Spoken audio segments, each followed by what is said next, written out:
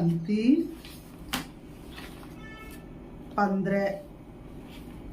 15 जुलाई 2024 प्रातः मुरली। ओम शांति। बाप दादा मधुबन। आज बाबा ने सुनाया, मीठे बच्चे, दे अभिमान आसुरी कैरेक्टर है, उसे बदल दैवी कैरेक्टर से धारण करो तो रावण की जेल से छूट जाएंगे। बाबा ने कहा, मीठे बच्चे, दे अभिमान आसुरी कैरेक्टर से है, उसे बदल दैवी कैरेक्टर से धारण करो तो रावण की जेल से छूट जाएंगे। आज की मुरली से बाबा ने प्रश्न किया। बाबा ने पूछा, हर एक आत्मा अपने पाप कर्मों की सजा कैसे भोगती है, उससे बचने का साधन क्या है। उत्तर में बाबा ने बताया, हर एक अपने पापों की सजा एक तो गर्भ जेल में भोगते हैं, दूसरा रावण की जेल में।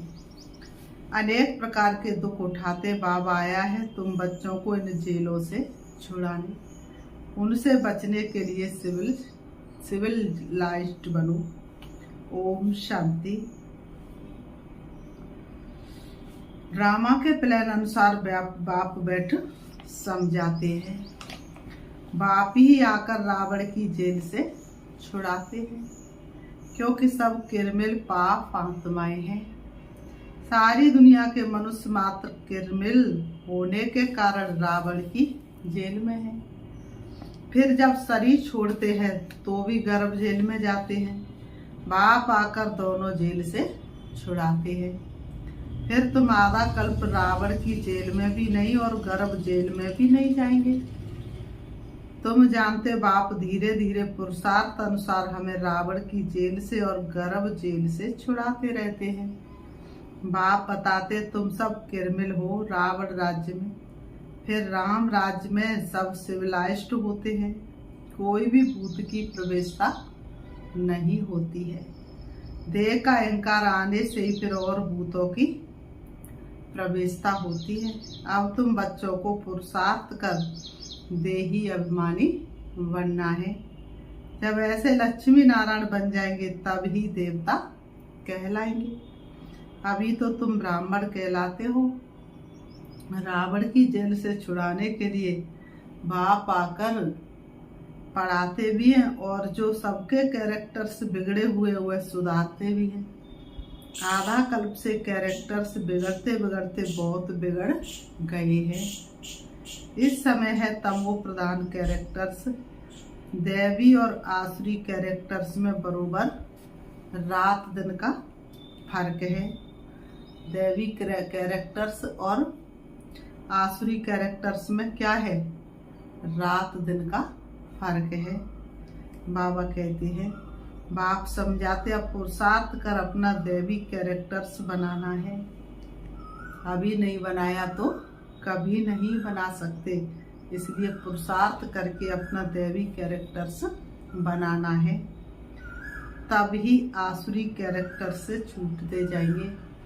एक बर्तन में गर्म पानी पड़ा है, गर्म पानी को निकालो मत, बस उसमें ही ठंडा पानी डालना शुरू करो, अपने आप ही सारा पानी ठंडा हो जाएगा। आसुरी कैरेक्टर्स में देह अभिमान है नंबर 1। देह अभिमानी के कैरेक्टर्स कभी बिगड़ते नहीं हैं। सारा मदार कैरेक्टर्स पर है। देवताओं का कैरेक्टर कैसे बिगड़ता है? कहाँ 16 कला संपूर्ण थे देवता और फिर क्या बन गए? जब वे वाम मार्ग में जाते अर्थात भिखारी बनते तब कैरेक्टर्स बिगड़ते हैं। जगन्नाथ के मंदिर में ऐसे चित्र दिखाए हैं। वाम मार्ग के ये तो बहुत वर्षों का पुराना मंदिर है। ड्रेस आदि देवताओं की ही है। दिखाते हैं देवता वाम मार्ग में कैसे जाते हैं। पहली क्रिमिनलिटी ही ये है, काम चिता पर चढ़ते हैं, फिर रंग बदलते बदलते बिल्कुल काले हो जाते हैं। पहले गोल्डन एज में है, संपूर्ण गोरे, फिर 2 कला कम हो जाती हैं। त्रेता को स्वर्ग नहीं कहेंगे, ये है सेमी स्वर्ग। बाप ने समझाया, रावण के आने से ही तुम्हारे ऊपर कट चढ़ना शुरू होती है। पूरे किरमिल अंत में बनते हो। अभी 100% किरमिल कहेंगे, 100% बाइस बेचते, फिर 100% विशेष बने हैं। बाबा कहते हैं, अब बाप कहते सुधरते जाओ, ये रावण का जेल बहुत बड़ा है। बाबा कहते मीठे बच्चे सुधरते जाओ, ये रावण का जेल बहुत ही बड़ा है, छोटा नहीं है, बहुत ही बड़ा है। बाबा ने कहा सबको किरमिल ही कहेंगे, क्योंकि रावण के राज्य में है ना, राम राज्य और रावण राज्य का तो उनको पता ही नहीं है। अभी तुम पुरुषार्थ कर रहे हो राम राज्य में जाने का। बाबा ने कहा संपूर्ण तो, बाबा कहते संपूर्ण तो कोई बना नहीं है, बनने का पुरुषार्थ सभी कर रहे हैं। बाबा ने एक मुरली में पूछा ना कि माला आदि तैयार है, तो कितने कम भाई बहनों ने हाथ उठाया। तो कोई फर्स्ट, कोई सेकंड, कोई थर्ड में है। बाबा कहते हैं, बाबा ने कहा अब बाप पढ़ाते दैवी गुण धारण कराते हैं, ते अभिमान तो सब में है। जितना जितना तुम सर्विस में लगे रहेंगे उतना देह अभिमान कम होता जाएगा। सर्विस करने से ही देह अभिमान कम होगा। देह अभिमानी बड़ी बड़ी सर्विस करेंगे। बाबा देह अभिमानी है तो कितनी अच्छी सर्विस करते हैं। बाबा देह अभिमानी है तो कितनी अच्छी सर्विस करते हैं। सभी को किरमिल रावण की जेल से छुड़ाए सदगति प्राप्त करा देते हैं। वहाँ फिर दोनों जेल नहीं होगी। यहाँ डबल जेल है। सतयुग में ना कोर्ट है, ना पाप आत्मा है, ना तो रावण की जेल ही है, रावण की है बेहद की जेल। सभी 5 विकारों की रस्सियों में बंधे हुए हैं। अपरंपार दुख है, दिन प्रतिदिन दुख वृद्धि को पाता रहता है। देखा ना कितना दुख बढ़ता जा रहा है, बीमारियां कितनी बढ़ती जा रही, समस्या कितनी बढ़ती जा रही, पेपर कितने आ रहे हैं। सतयुग को कहा जाता है गोल्डन एज, त्रेता को सिल्वर एज। सतयुग वाला सुख त्रेता में नहीं हो सकता, क्योंकि आत्मा की 2 कला कम हो जाती है। आत्मा की कला कम होने से शरीर भी ऐसे हो जाते। तो ये समझना चाहिए कि बरोबर हम रावण के राज्य में देह अभिमानी बन पड़े हैं। अब बाप आया है रावण की जेल से छुड़ाने के लिए। शिव बाबा आया है क्या करने? रावण की जेल से छुड़ाने के लिए। आधा कल्प का देह अभिमान निकलने में देरी तो लगती है। आधा कल्प से देह के अभिमान में रहे तो वह निकलने में देरी तो लगती है। बहुत मेहनत करनी पड़ती है।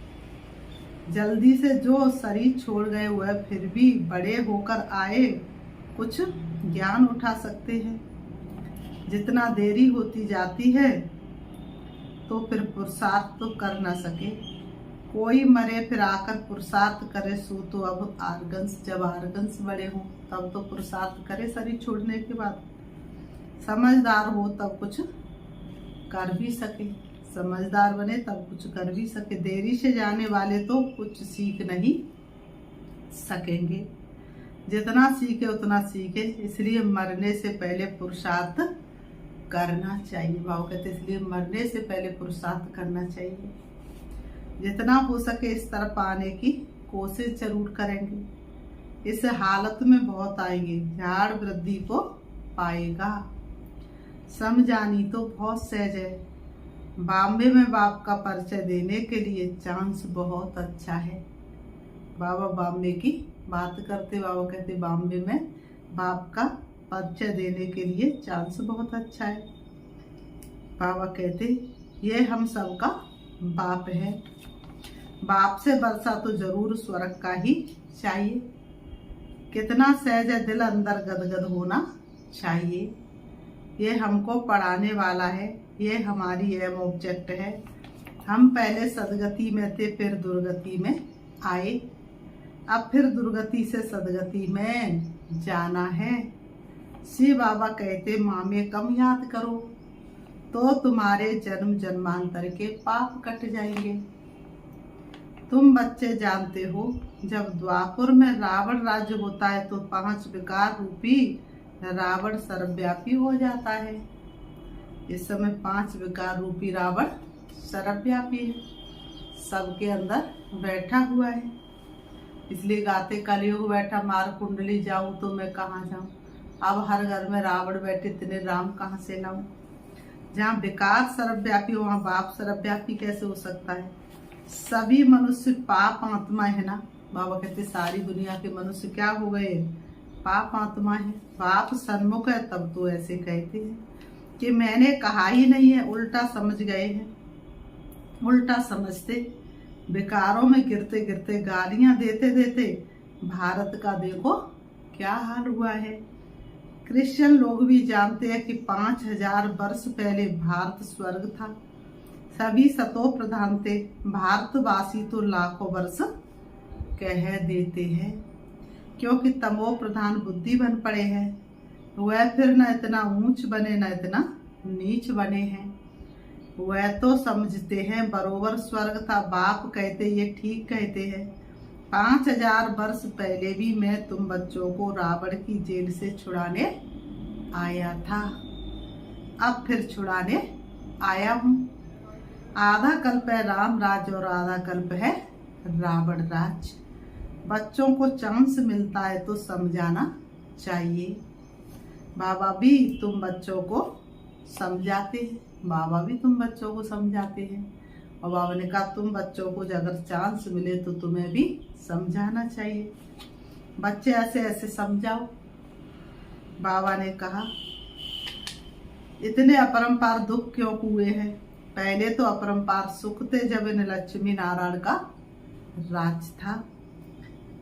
ये सर्वगुण संपन्न थे। लक्ष्मी नारायण क्या थे, सर्वगुण संपन्न थे। अब ये नॉलेज है ही नर से नारायण बनने की। बाबा कहते हैं पढ़ाई है, इनसे दैवी कैरेक्टर्स बनते हैं। इस समय रावण के राज्य में सभी के कैरेक्टर्स बिगड़े हुए हैं। रावण के राज्य में कोई के कैरेक्टर्स अच्छे है नहीं, सबके बिगड़े हुए हैं। बाबा ने कहा सबके कैरेक्टर्स सुधारने वाला तो एक ही राम है। इस समय कितने धर्म है, मनुष्यों की कितनी वृद्धि होती रहती है। ऐसे ही वृद्धि होती रहेगी तो फिर खाना भी कहाँ से मिलेगा। इतनी जनसंख्या ऐसे हिसाब से बढ़ती रही और लोग कहते अभी तो कलयुग के पैर ही पड़ने के लिए हैं। लाखों वर्ष दुनिया चलेगी तो मनुष्यों को खाने को कहाँ से मिलेगा। सतयुग में तो ऐसी बातें होती नहीं, वहाँ दुख की कोई बात ही नहीं। ये कलयुग है, दुखधाम सब विकारी है। वह है सुखधाम सभी संपूर्ण निर्विकारी है। घड़ी घड़ी उन्हों को ये बतलाना चाहिए तो कुछ समझ जाए।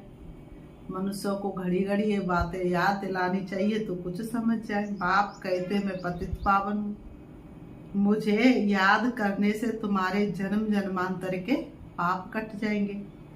अब बाप कैसे कहेंगे, जरूर शरीर धारण कर बोलेंगे ना। बिन पग चले सुने बिन काना, कर विद कर्म करे विद नाना। बिना पैरों के चलने वाला तो फिर शरीर तो धारण करेंगे ना। बिना शरीर धारण किए तुमको सुनाएंगे कैसे। तो बाबा कहते हैं पतित पावन सर्व का सदगति दाता एक बाप है। जरूर है किसी रथ में आया होगा। बाप कहते हैं मैं इस रथ में आता हूँ। जो अपने जन्मों को नहीं जानते, बाप समझाते ये 84 जन्मों का खेल है। जो पहले पहले आए होंगे वही आएंगे, उनके ही बहुत जन्म होंगे फिर कम होते जाएंगे। सबसे पहले देवता आए। बाबा बच्चों को भाषण करना सिखलाते हैं। ऐसे ऐसे समझाना चाहिए। अच्छी रीति याद में रहेंगे। देह अभिमान नहीं होगा तो भाषण अच्छा करेंगे। से बाबा देही अभिमानी है ना। कहते रहते बच्चे देही अभिमानी भव। कोई विकार न रहे, अंदर में कोई शैतानी न रहे। तुम्हें किसको भी दुख नहीं देना है, किसकी निंदा नहीं करनी है। तुम बच्चों को कभी भी सुनी सुनाई बातों पर विश्वास नहीं करना चाहिए। बाप से पूछो ये ऐसे कहते क्या सत्य है, बाबा बता देंगे। बुद्धि की लाइन क्लियर है, बाबा से पूछो। नहीं तो बहुत है जो झूठी बातें बनाने में देरी नहीं करते हैं, इधर की बात उधर करने में देरी नहीं करते, और झूठी बातें बना के मूड खराब करने में देरी नहीं करते हैं। फलाने ने तुम्हारे लिए ऐसे ऐसे कहा, सुनकर उनको ही खाक कर देंगे। और ऐसी बातें सुना करके उन्हें ही खाक कर देंगे। बाबा जानते ऐसे बहुत होता है, बाबा को सब कुछ पता है ना, तो बाबा जानते ऐसे बहुत होता है।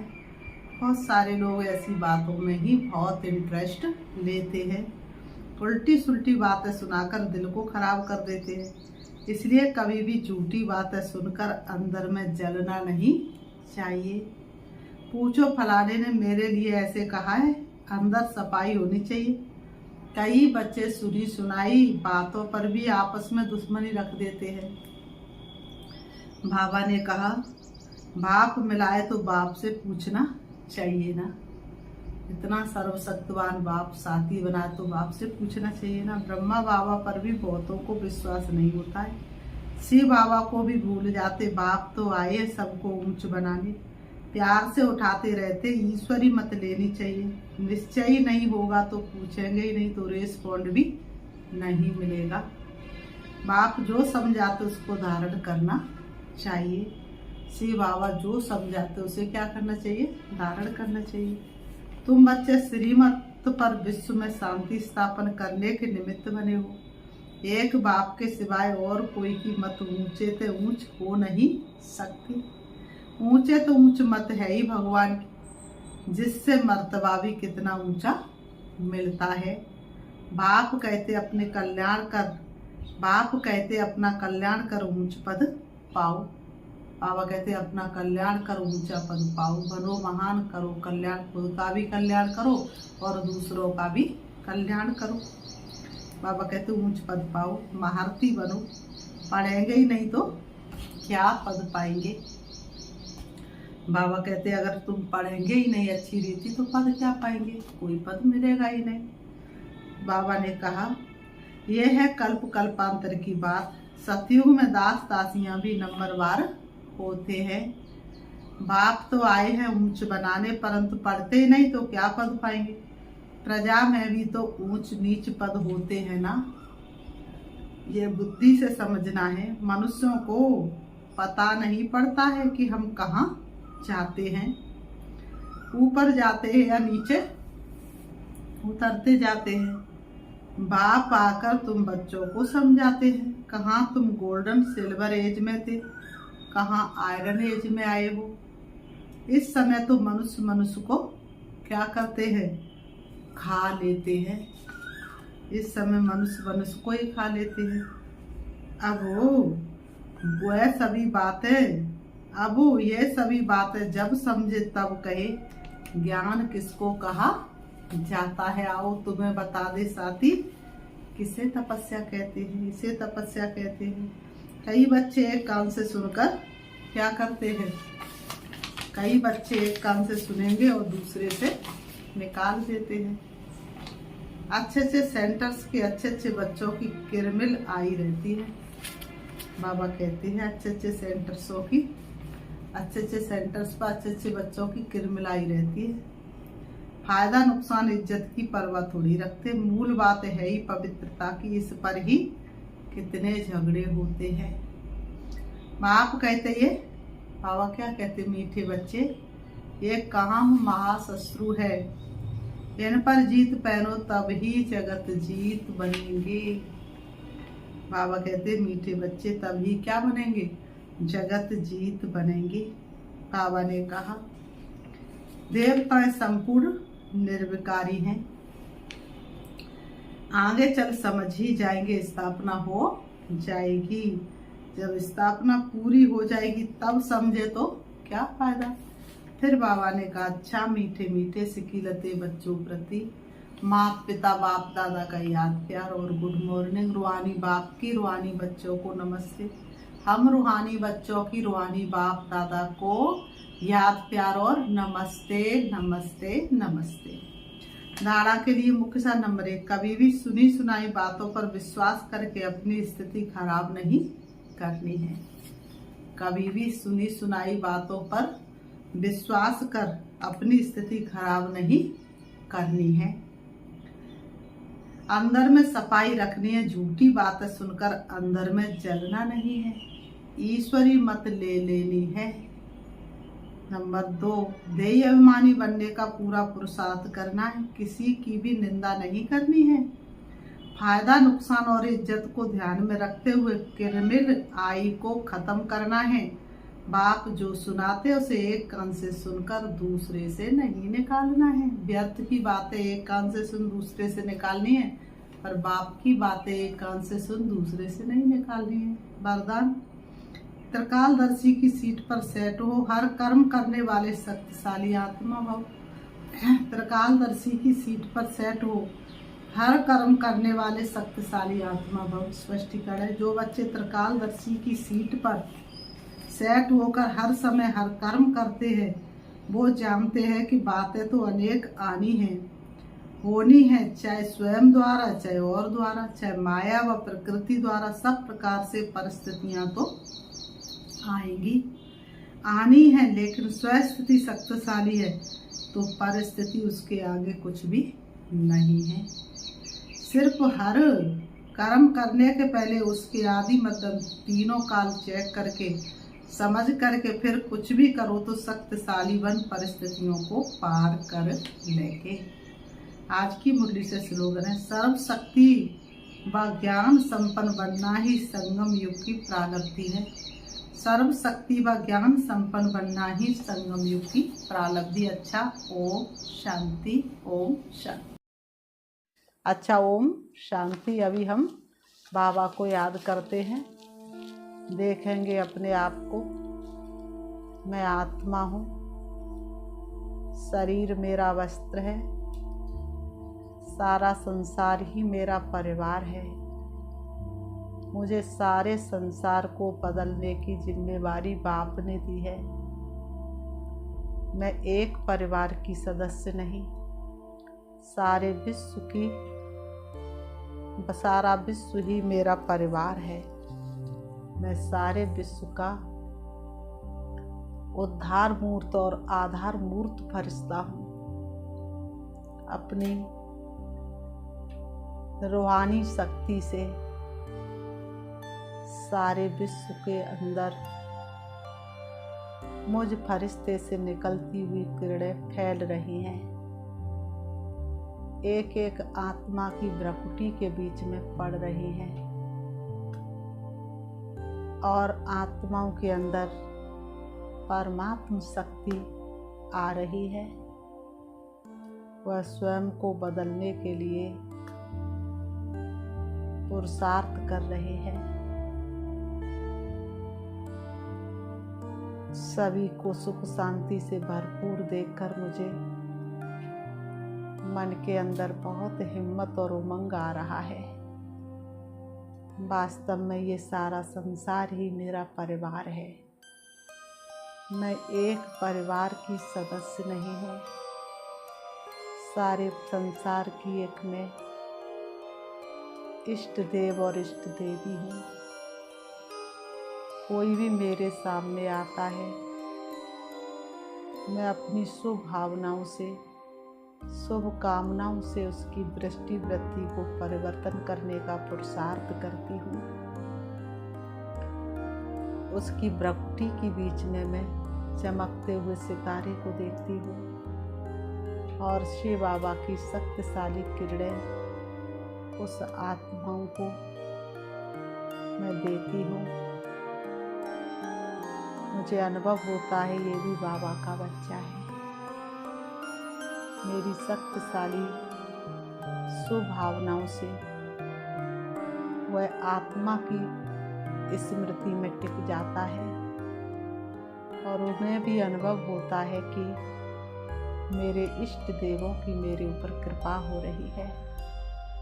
वास्तव में मैं सारे विश्व की उद्धार मूर्त और आधार मूर्त आत्मा हूँ। मुझे आत्मा से निकलती हुई शक्तिशाली किरणें विश्व के कोने कोने में फैल रही हैं। विश्व की एक एक आत्माओं का उद्धार हो रहा है। ओम शांति, ओम शांति।